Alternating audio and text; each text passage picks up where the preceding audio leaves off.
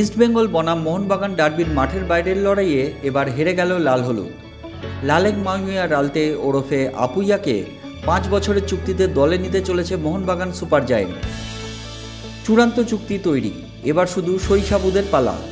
বিভিন্ন মিডিয়া সূত্রে এখন এই খবর ভাসছে।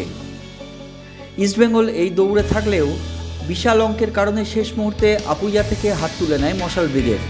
শোনা যাচ্ছে 5 বছরের জন্য 22 কোটি টাকার বিনিময়ে জাতীয় দলের এই মিডফিল্ড জেনারেলকে পালতোলা নৌকোয় তুলে নিতে চলেছে টিম ম্যানেজমেন্ট।